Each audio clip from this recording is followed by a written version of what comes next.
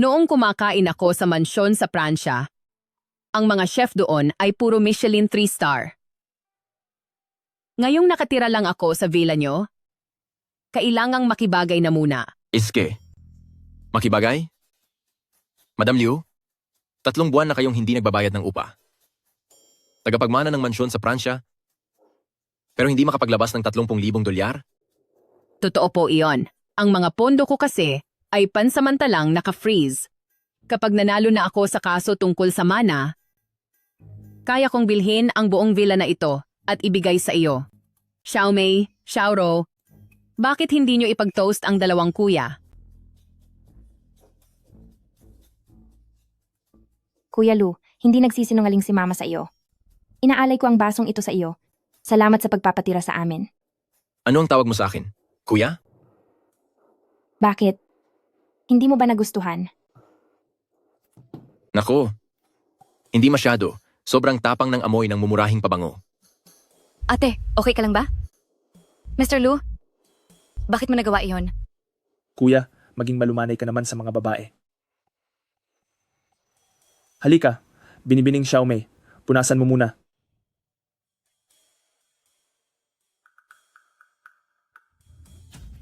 Ayos lang po, wala iyon. Maraming patakaran sa mayayamang pamilya, kami ang nagkulang.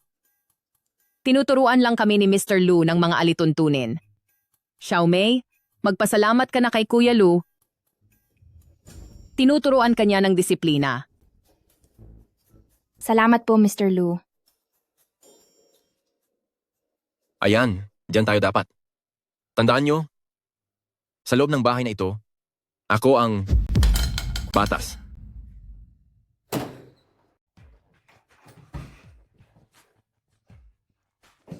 Walang silbi. Isang baso lang ng alak, hindi mo pa mahawakan ng maayos. Yung tingin mo sa lalaki kanina, nanunukso ka ba? O nagpapaakit para sa pera? Napakababa talaga ng uri mo. Siya ang naunang magbuhos sa akin. Baliw ang taong iyon. Mas mabuti kung baliw siya, dahil ang mga baliw ay maraming pera at madali silang paikutin. Basta't sumunod ka at samahan siya sa kama at mabuntis ka sa kanya, siguradong mababayaran na ang lahat ng utang natin. Ma, sa tingin ko mahirap paikutin si Luhaw? Mas madali si Luching. Hi, iyang si Luching. Isang siyang mahinang klase ng tao at wala siyang kapangyarihan. Pero sige na rin, dahil kaysa naman sa wala. Xiaoro, gamitin mo ang paawa mong estilo at galingan mo ang pag-arte. Huwag niyo ring kalilimutan na kayong dalawa ay pinulot ko lang mula sa basurahan ng ampunan. Kung ayaw niyo nang bumalik doon, siguraduhin niyong mahuhuli niyo ang dalawang lalaking iyon. Huwag kang mag-alala, walang lalaking hindi ko kaya. Palulubungin ko ang baliw na iyan para magmakaawa sa akin. Ate, huwag kang masyadong kampante. Yung tingin sa akin ni Luching kanina ay parang isang tagapagtanggol sa api. Sa palagay ko, mas mauunahan kita. Manahimik ka. Bagay lang sa'yo ang mga tira-tira ko. Tama na, huwag na kayong mag-away. Makinig kayo, kikilos na kayo ngayong gabi. Xiaomei, magdala ka ng gatas. Papunta sa kwarto ni Luhaw.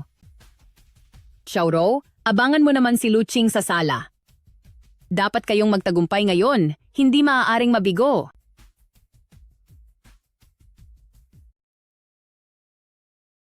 Mr. Lu, dinalhan ko po kayo ng gatas. Pampatulog po ito.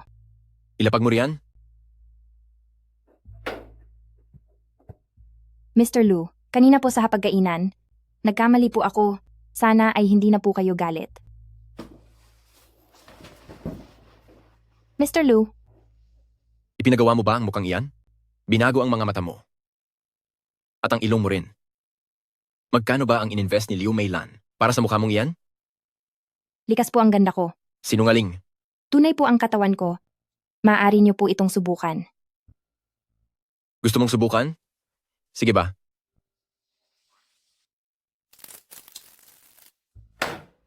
Linisin mo ang dumi. Pero bawal gumamit ng mop. Ano po? Hindi ba't gusto mong patunayan ang sarili mo?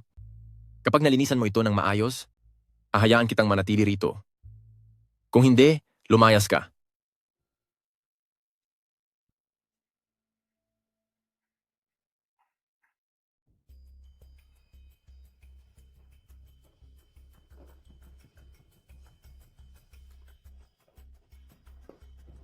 Bakit? Nalulungkot ka pa rin ba sa nangyari kaninang gabi? Hindi. Nalulungkot lang ako para kay ate. Ang kawawa naman niya. Pinilit siya ni mama na pumunta sa kwarto ni Mr. Lu. Natatakot din ako. Baka paalisin din tayo rito. Huwag kang mag-alala. Nandito naman ako. Hindi kayo mapapaalis. Talaga po? Ang sungit ni Mr. Lu. Kuya Luching, protektahan mo ba ako? Siyempre, grabe naman. Ganoon lang talaga ang ugali ng kuya ko. Pero nakikinig siya sa akin.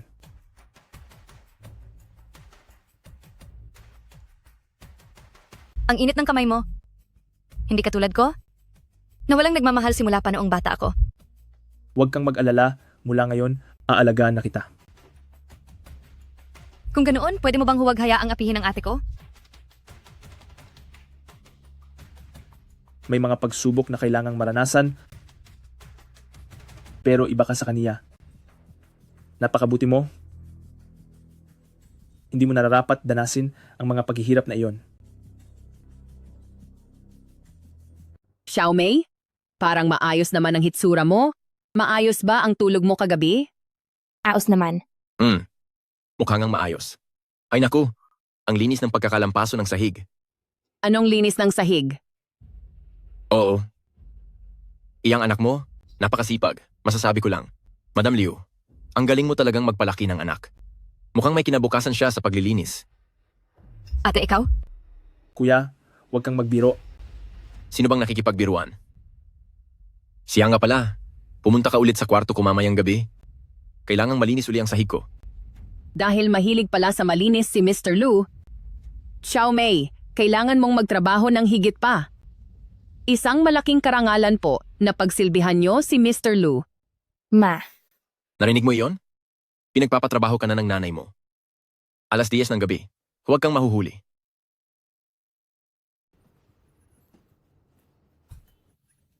Ate, kamusta ang lasa? umalis ka rito. Pati ba naman ikaw ay pinagtatawanan ako? Bakit ko naman gagawin iyon? Ate? Nag-aalala lang naman ako sa iyo. Hindi ka itinuturing na tao ni Mama? Bakit pati ikaw hindi na rin iginagalang ang sarili mo? Akala mo ba ay mas mabuti ka kaysa sa akin?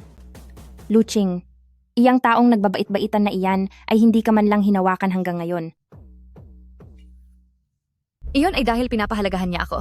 Sabi niya ay napakalinis ko. Hindi ka tulad mo, nawalan na ng gana si Luhaw sa'yo. Tumahimik ka.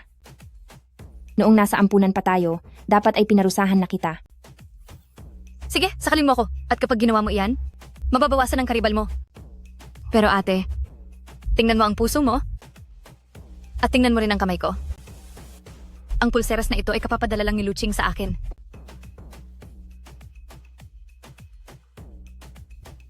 Ibinigay niya ito sa iyo? Oo naman, ate. Aminin mo na. Hindi ka mananalo sa akin. Punasan mo ng mabuti. Opo. Nakakatuwa, galit ka ba? Hindi po. Isa lang akong linta. Kung ano ang gusto ng amo, yun ang susundin. Linta, nakakatuwa. Ang ganda ng terminong ginamit mo. Gusto ko ang mga taong tulad mo na alam ang sariling lugar.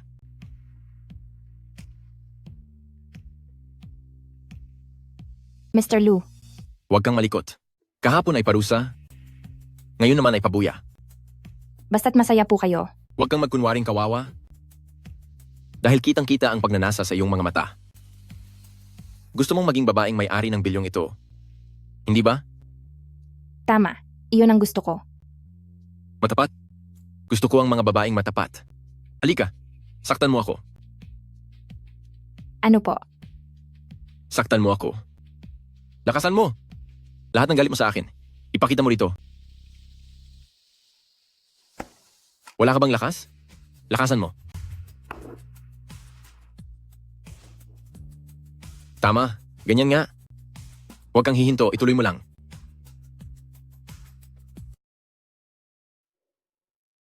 Kuya Luching, Hush, huwag kang maingay. nasa loob na ng kwarto si ate. May naririnig akong boses. Hay nako, sadyang mainit ang ulo ng kuya ko. Hayaan mo sila.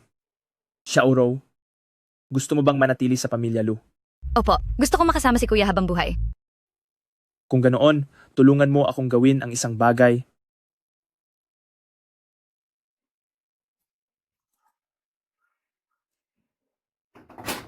Ang kuya ko kasi, lagi siyang hindi nakakatulog ng maayos. Ito ang tsaa na pampakalma na inihanda ko para sa kanya. Kailangan mong humanap ng paraan para mapainom ito sa kanya tuwing umaga. Ano po ito? Hush, huwag ka nang magtanong. Kung gusto mo pang manatili rito sa pamilya Lu bilang asawa ng pangalawang amo, huwag ka nang maraming tanong. O baka naman, gusto mong bumalik sa hirap kasama ang gahaman mong ina? Gagawin ko po. Para sa inyo, kahit ano ay gagawin ko. Ang bait mo talaga, Xiaoro. Mas matalino ka kaysa sa kapatid mong iyon.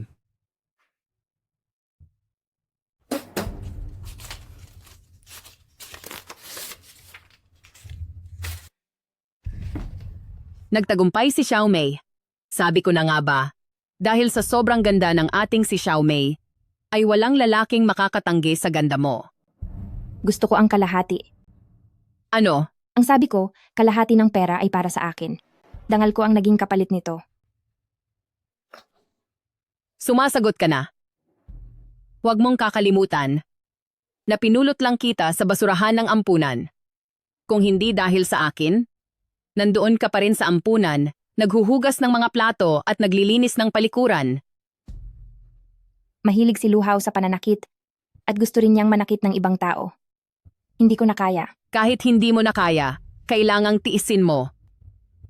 Hanggat hindi ka pa niya tinatapos, magtiis ka lang ng mabuti. Manahimik ka lang at sumunod, at kapag nakuha na natin ang pera, saka tayo aalis. Saan tayo pupunta? Pakakasalan ko siya. Nababaliw ka na ba? Hindi ako baliw. Kahit na may kakaiba siyang hilig, marami naman siyang pera. At isa pa, hindi na niya kaya nang wala ako. Ma, mas mabuting maging maayos ka sa akin. Kapag ako na ang naging donya sa bahay na ito, ikaw ang unang palalayasin ko. Sige, nagmamataas ka na, ganoon ba?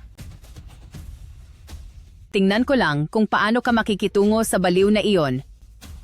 Sa huli, mawawala ang lahat sa iyo at mapapahamak ka lang.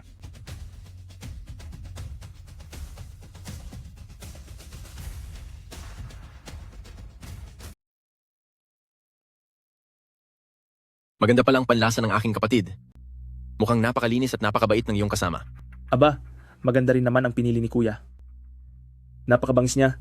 Ha ha ha. Ah, nga pala. Nabalitaan ko noong nasa ampunan pa sila. Naghahati sa isang kumot lang ang magkapatid na ito. Ganoon ba? Nangyari iyon noong mga bata pa kami. Napakalalim pala ng inyong pagsasama. Kaya dahil diyan, bibigyan kita ng pagkakataong magpakitang gilas. Ngayong gabi, pumunta ka sa kwarto ng kapatid ko. Tulungan mo siyang ayusin ang kanyang mga gamit. Mr. Lu, ano ang sinasabi mo? Masyado namang mapagbiro si kuya. Ngunit dahil iisang pamilya na tayo, hindi na ako magpapaawat. Luhaw, ako ang babae mo. Isa ka lang namang tagapaglinis. At ang tagapaglinis ay dapat sumunod sa kanyang amo. At ikaw naman, Xiaoro.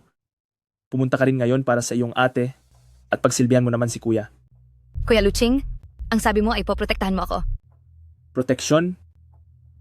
Ito na mismo ang tinatawag na proteksyon. Makinig ka? Sige na.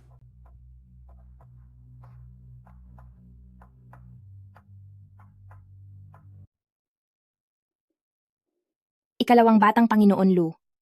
Kuya mo ang nagpapunta sa akin dito. Alam ko, isara mo ang pinto.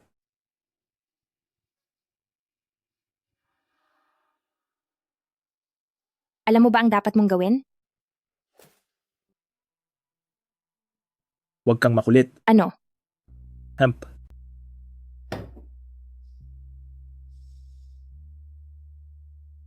Amoy na amoy sa iyo ang murang pabango. Pati na rin ang amoy ng sigarilyo ng kuya ko. Ikaw, pinapunta ako rito ng kuya mo at pumayag ka rin naman. Pumayag ako para ayusin mo ang lagayan ng libro.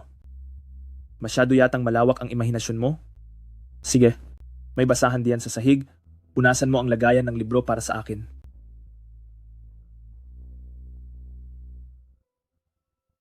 Hindi ba't gusto mo ng mga inosente gaya ni Xiaoro? Kaya ko namang magpanggap. Hindi ka karapat-dapat. Xiaomei, gusto ka ng kuya ko dahil gusto kanyang gawing katulong. Para sa akin, mas mababa ka pa sa isang katulong. Pagkatapos mong magpunas gamit ang basahan, lumayas ka na at bumalik sa kwarto mo. Huwag mong dumiha ang hangin sa kwarto ko. Mr. Lu, sinabi po ni Kuya Luching na alagaan ko kayo. Kuya Luching, napakalapit niyo naman pala sa isa't isa. Sa tingin mo ba talaga ay pinoprotektahan ka niya? Mabuti siyang tao. Mabuti? Pinapunta ka niya rito. Dahil nagsasawa na siya sa kakulitan mo. Akala mo ba maloloko mo ako sa pagpapaawa mo? Sarili mo lang ang niloloko mo. Hindi po ako nagpapanggap. Ganoon ba? Sige. Sige, saktan mo ako. Ano pong ginagawa niyo? Saktan mo ako. Sir?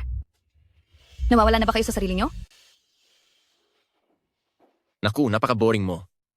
Buti pa ang ate mo. Nagawa akong saktan. Wala kang kwentong kasama. Pero dahil nandito ka na rin naman, sa sahig ka matutulog ngayong gabi. Pangiinsulto na po ito. Ako ang nagdidikta sa kwartong ito. Sumunod ka sa akin o lumayas ka sa villa na ito. Anong nangyari? Hindi ka ba pinagbayaran ni Luhaw kagabi? Wala kang pakialam. Eh ikaw? Naging mabait ba sa'yo ang mapagkunwaring si Luching? Masyadong maselan si Luching pagdating sa linis. Pinaglinis niya lang ako ng bookshelf buong gabi. Talagang mga kakaiba ang ugali ng magkapatid na iyan. Sa tingin nila sa atin ay mga katulong lang. Kasalanan mo iyan dahil wala kang diskarte. Sinusubukan lang ako ni Kuya Luching. Pagsubok? Ibinigay ka niya kay Luhaw bilang pagsubok? Nawawala ka na ba sa sarili? Ikaw iyon, sigurado akong ikaw. Ikaw ang nagbulong kay Luhaw na magpalitan tayo? Gusto mong agawin si Luching? Aagawin ang taong walang nararamdaman. Kahit ibigay mo pa siya, ayoko sa kanya. Hindi ako naniniwala. Gagamitan ko ng gamot si Luhaw. Sabi ni Kuya Luching, kapag napasunod ko na si Luhaw, makakabalik na ako. Nababaliw ka na. Pinaniwalaan mo talaga ang mga sinabi ni Luching?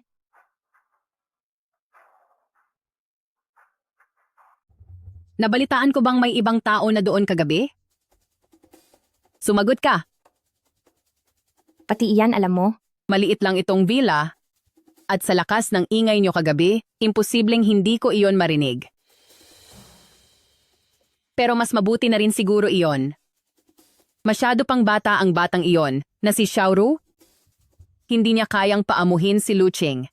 Dapat ay ikaw na ang kumilos, Xiaomei. Pinaglalaruan lang tayong dalawa ng mga iyan. Hindi man lang ako hinawakan ni Luching kagabi. Ibig sabihin ay hindi sapat ang galing mo. Ang mga lalaki, parang mga pusa sa buong mundo, hindi sila makakatanggi sa masarap na tukso. Ikaw, ayusin mo pa ang pagpapaganda mo ngayong gabi. Iyang si Luching, mukhang matino lang sa labas, pero baka napakasama niya rin pala kapag nakatalikod. Pwede mong isuot ang sexy mong stockings ngayong gabi, pumunta ka sa kwarto niya, sigurado akong bibigay rin siya. Ayoko. Kahit hindi perpekto si Luhaw, kahit paano ay tunay pa rin siyang lalaki. Nalilito ka na. Bakit mo ibubuhos ang lahat ng swerte mo sa isang tao lang? Makinig ka sa akin, pumunta ka ulit sa kwarto ni Luching. Kung ayaw pa rin niya, isigaw mong pinagsamantalahan ka niya. Kailangan mo siyang makuha sa kahit anong paraan. Ma,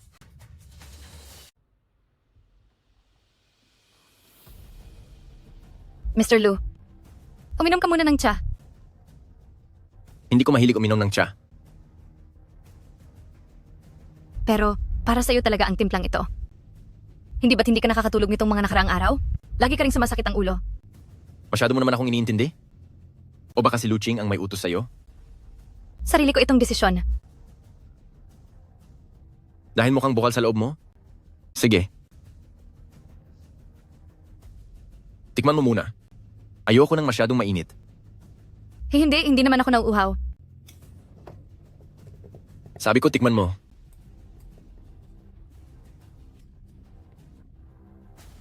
Bakit? May kung ano bang masama ang nakahalo dito? Ang gamot na binigay sa'yo ni Lu Ching? Kahit ikaw, hindi mo magawang inumin? Ha?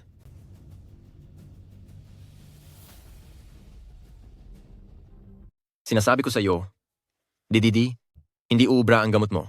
Sa sobrang takot, namutla ang mukha ng batang babaeng iyon. Talaga ba? Mukhang masyadong mahina ang loob niya. Kailangan pa ng pagsasanay. Pero ang isang iyon, mukhang may ambisyon. Kagabi ay gustong pumasok sa kwarto ko. Ngayon naman ay sa kwarto mo. Hay nako, hindi ko gusto ang ganoong uri. Ipaubaya na lang natin kay kuya para maturuan siya ng leksyon. Ha ha ha ha. Sige, usapan na iyan. Kapag napilit ko si Xiaorou, nasaktan ako sa loob ng 1 buwan, ikaw ang panalo at mapupunta sa iyo ang villa na ito.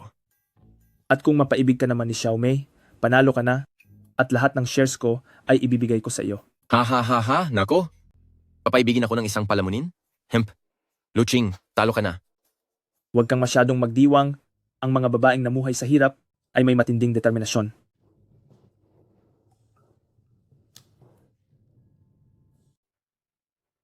Xiaoro, ano bang nangyayari sa'yo? Sabi ni Lu Hao, nilason mo raw siya. Nababaliw ka na ba? Si Luching po. Si Luching ang nag-utos sa akin na gawin iyon. Kung ano ang iutos niya, gagawin mo na lang basta-basta? Sinasabi ko sa'yo, tandaan mo ito.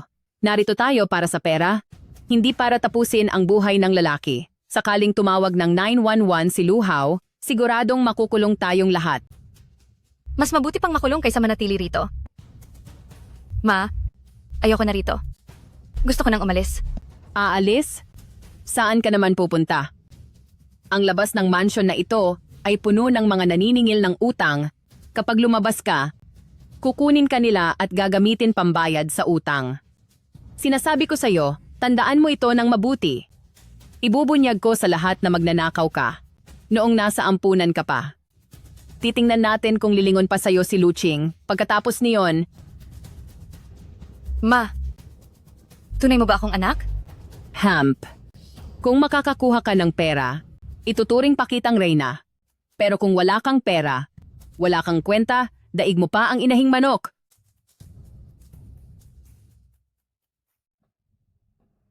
Anong ginagawa mo? Ang bango nito. Yang chunmian nito. Gusto niyo po bang tumikim, Mr. Lu? Ito ba ang klase ng pagkain na kinakain nyo? Tao rin naman po kami. Masarap ang lahat kapag gutom. Mukhang medyo matabang. Matabang naman talaga ang buhay. Mr. Lu, hindi ako gaya ng kapatid ko na hangal. At hindi rin ako sakim gaya ni Mama. Alam kong minamaliit niyo ako. Gusto ko lang pong mabuhay. Kung papayag kayo, susunod po ako sa inyo. Huwag niyo lang po akong ibigay kay Luching. At huwag niyo po akong paalisin. Bakit ayaw mong pumunta kay Lu Ching? Mas mabait naman siya kaysa sa akin. Mas masakit ang sugat mula sa tago at banayad na saktan. Ang sa inyo po ay hayagan, habang ang sa kaniya ay palihim. Mas pipiliin ko pang masaktan ng harapan, kaysa saktan ng traitor. Kakaiba ka rin. Sige, pumunta ka sa kwarto ko mamayang gabi. Hindi mo na kailangang mag-floor wax. Kuya Luching,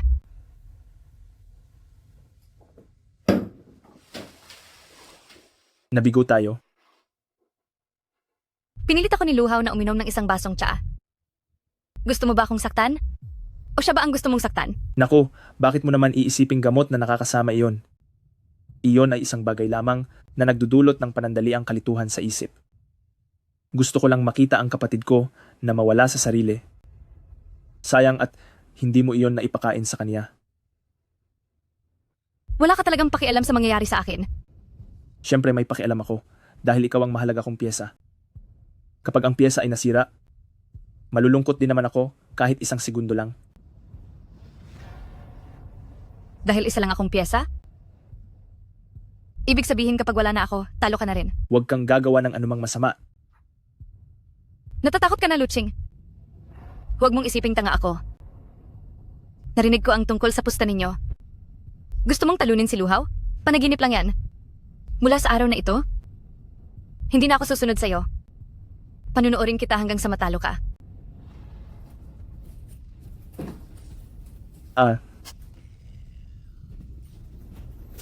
Talagang isa kang baliw na babae. Gusto ko yan. Mas masayang paglaruan ang rosas. Na may mga tinik. Ngayong nandito na ang lahat, mayroon akong kailangang i-anunsyo. Interesado ka ba sa Xiaomei namin at gusto mo siyang pakasalan? Madali lang nating mapag-uusapan ang tungkol sa dote. Dote? Hindi. Gusto ko lang mag-anunsyo ng bagong panuntunan sa laro. Madam Liu, hindi pala silang dalawa kambal. Mas matanda ng 2 taon si Xiaomei at napulot lang si Xiaoro, tsaka hindi rin kayo magkadugo. Magka-partner lang kayo sa negosyo. Isang pagkakamali lang. Lahat ng ito ay isang malaking pagkakamali. Tsaka, ang hiniram ninyong pera sa patubuan ay umabot na sa mismong tapat ng villa. Binayaran na ng nakatatanda kong kapatid ang interes niyo. Talaga? Naku! Maraming salamat po kay Ginoong Luhaw. Huwag ka munang magpasalamat. Bayad na ang interes, pero ang utang mismo ay nandyan pa.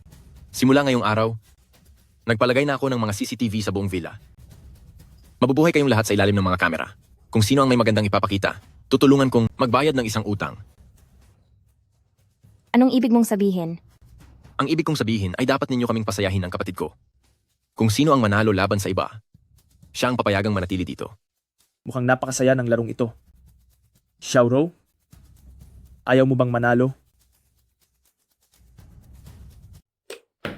Nay, bakit mo kinuha ang kwintas ko? Anong kwintas mo? Natatakot lang ako na baka mawala ito, kaya itatago ko muna para sa iyo. Itatago? Gusto mo lang itong ibenta para pambayad sa utang mo sa sugal, di ba? O baka gusto mo na lang kaming iwan at tumakas? Ako, ginagawa ko ito para sa pamilyang ito. Xiaomei, isang baliw iyang si Luhaw. Ang lumaban sa kanya ay parang pagpapakamatay. Hindi natin siya matatalo. Kumuha na tayo ng mga mahahalagang gamit at bilisan nating tumakas. Tatakas? Maraming nagpapautang sa labas. Dito ang pinakaligtas na lugar. Nay, itinaya ko ang buhay ko para dito. Kaya wala kang karapatang hawakan iyan. Nanay mo ako. Utang mo sa akin ang buhay mo. Mula nang ibenta mo ako kay Luhaw, hindi na kita nanay. Ibigay mo sa akin ang kwintas. Ibigay mo. Wala kang utang na loob. Dapat pala ay hinayaan na lang kita sa ampunan na palaging naglilinis ng banyo. Pero nay, sa ngayon po, mas maganda ang buhay ko kaysa sayo. Sa susunod na subukan mong hawakan ang mga gamit ko, isusumbong kita kay Luhaw para ipakulong kanya sa silong.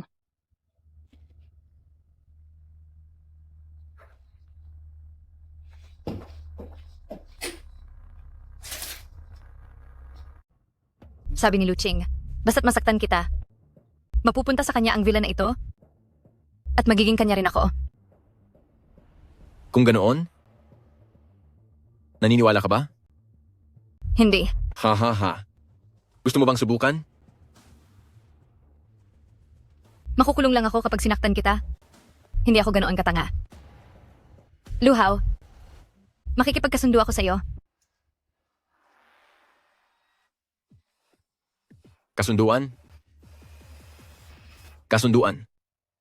Tingin mo ba? Ay bagay kang makipagkasundo sa akin? May alam akong sikreto ni Luching. Ang password ng vault niya. Basta't matulungan mo akong paalisin si Leo Meilan, sasabihin ko sa'yo. Aba, mukhang interesante ito. Ang pagtataksil sa dati mong amo. Mukhang naturuan ka ng masama ni Luching. Natuto ka ng mangagat. Sige, gusto ko ang ganyang ugali mo. Mr. Lu, mayroon sana akong gustong sabihin sa iyo. Magsalita ka? Nagdadalang tao ako. Ha? Buntis? Totoo ang sinasabi ko. Lampas na ng kalahating buwan ang aking dalaw. Nakikinig ka ba, Xiaomei? Xiaomei, ang lakas naman ng loob mong magsinungaling ng ganyan. Bakit? Gusto mo bang gamitin ng bata para talian ako? Hindi ka naniniwala? Ha? Ha? Ha? Siyempre hindi ako naniniwala. Dahil 5 taon na ang nakalilipas noong nagpa-vasectomy ako. Ano? Ginawa ko yon para mapigilan ang mga gahaman na babaeng katulad mo na baka gamitin niyan para takutin ako. Matagal ko nang isinara ang lahat ng pintuan. Kaya kung ano man yung nasa tiyan mo, maaaring kabag lang yan o baka busog ka lang o kaya naman. Anak yan ng ibang lalaki. Hindi. Hindi maaari. Makinig ka. Xiaomei, masyadong luma na ang estilong yan. Gawin natin ito ngayong araw. Parurusahan kita sa pamamagitan ng pagkulong sa silid para makapag-isip ka. Pag-isipan mong mabuti kung paano gagawa ng mas magandang dahilan para pasayahin ako.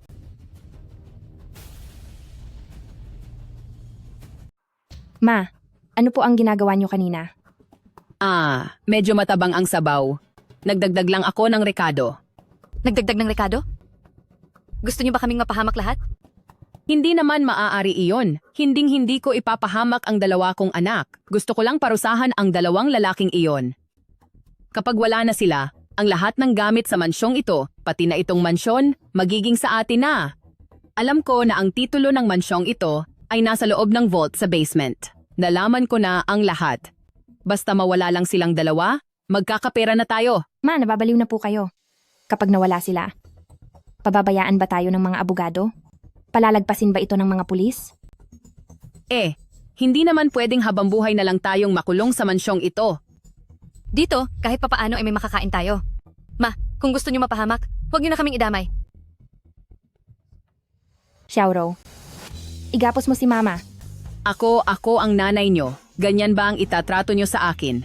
Ma, para makayanan nating mabuhay, sumunod na lang po kayo. Hoy, sandali. Kahit medyo tanga ang Xiaomei na yon, mayroon din siyang kakaibang dating.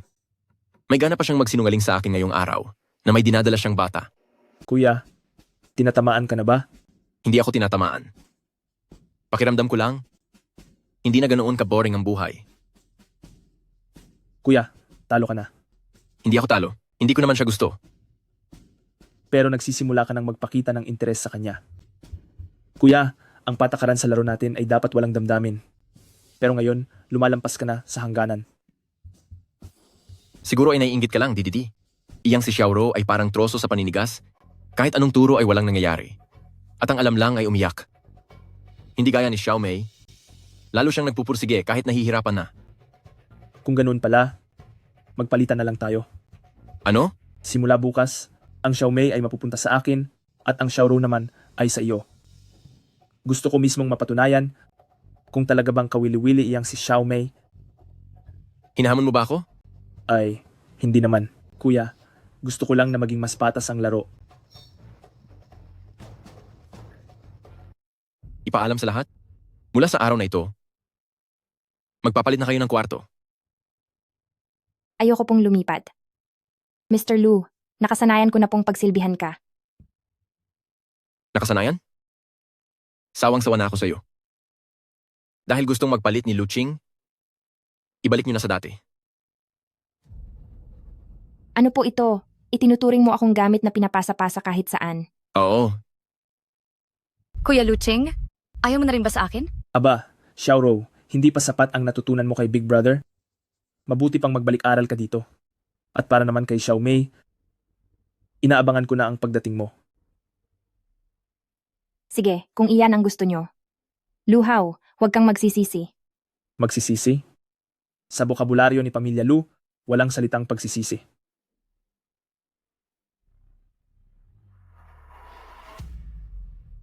Ngayon, masaya ka na?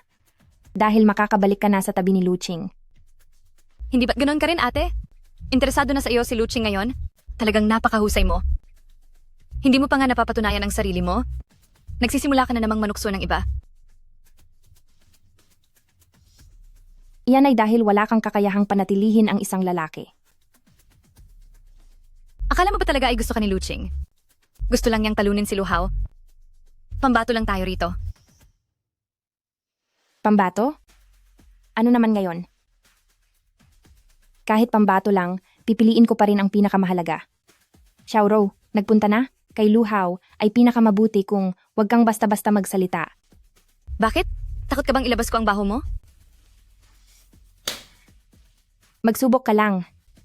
Tingnan natin kung hindi ko kaya. Sinasabi ko sa'yo, Dahil hindi na tayo magkasundo ngayon, huwag na tayong magkunwari pang mabait. Subukan mong magsalita pa. Magsalita Lumayo ka pa.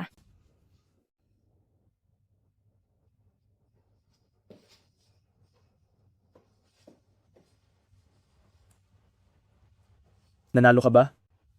Ano? Narinig ko kayong magkapatid na nag-aaway kanina dahil lang sa isang lalaki na pupunta sa kwarto nyo. Nagsakitan pa kayong magkadugo. Siya ang naunang sumugod. Gusto mo bang manalo? Oo. Kung ganoon, parusahan mo si Xiaorou. Parusahan si Xiaorou? Siya ang kapatid ko. Siya rin ang pinakamalaki mong kaaway. Isipin mo, nung kinuha niya ang pagkain mo sa ampunan at sinaktan kanya kanina. Sige na, ngayong gabi, ito na ang pinakamagandang pagkakataon mo.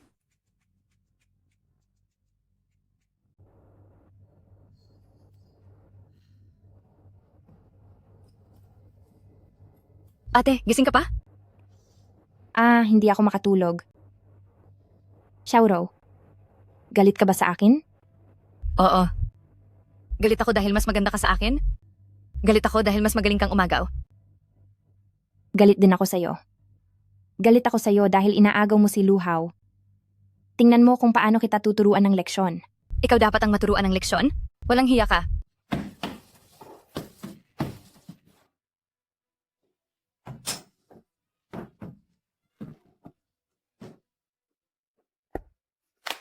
Aba, ang galing. Talagang nakakamangha. Nanalo pa rin si kuya. Talagang mahina si Xiao Mei. Lu, Mr. Lu, tulungan mo ako. Nanalo ako. Nanalo? Ano sa tingin mo ang ginagawa mo? Laro ba ito ng buhay at kamatayan? Naku, pustahan lang ito. Pustahan kung hanggang saan ang pagkatao, kung gaano ba talaga ito kabulok. At lumalabas, bulok nga talaga ito. Para sa dalawang lalaking hindi naman kayo mahal, magsisipag-away kayong magkapatid. Hahaha. Ay nako. Isang panloloko lang pala ang lahat mula sa simula. Hindi. Dapat mong sabihin, isa itong laro. Napakalaki ng villa na ito. Kaming dalawang magkapatid naman, ay kailangan lang maglibang. Hindi ba? Ikaw, hindi mo ako mahal. Mahal? Kahit aso ay hindi ko magawang mahalin? Paano pa kaya ikaw, ha? Hindi mo ako mahal? Ang husay, hindi mo pala ako mahal. Kuya, tila tapos na ang laro. Sila pala ay mas mahina pa kaysa sa inakala ko. Tapos na ang laro. Pero hindi kayo ang nanalo. Anong sinasabi mo? Na-record ang lahat, hindi ba? Bawat detalye ng laro. Bawat pustahan. Pati na ang pag-amin nyo sa illegal na pagkulong at pag-utos ng pananakit. Ay na-record ng lahat. Recording? Ang villa na ito ay may signal jammer. Inakala nyo bang mailalabas nyo iyan? Mr. Lu, napakayabang mo. Akala mo ang villa na ito ay ang iyong kuta. Pero nakalimutan mong para mapanood kaming magpakitang gilas, ay naglagay ka ng mga online CCTV sa bawat kwarto. Anong balak mong gawin? Akala ko noon ay peke ang lahat. Pero ang balita tungkol sa vasectomy mo ang nagpaalala sa akin. Bumalik ako sa kwarto mo kagabi, hindi para pasayahin ka, kundi para i-hack ang iyong monitoring system. Ang livestream ngayon ay wala sa cellphone mo, kundi direkta na sa opisina ng mga pulis. Lintik. Mr. Lu, itinuro niyo po sa akin na sa bahay na ito, kayo ang batas. Pero ngayon, ang batas na ang tunay na masusunod. Padating na ang mga pulis. Humanda kayong harapin ang inyong parusa. Kung masama ka, huwag kang magtaka kung babalikan ka namin. Sige. Wala rin kayong mapapalang mabuti. Wala na kaming pakialam kung anong mangyari sa amin. Kayong dalawang mga walang hiya.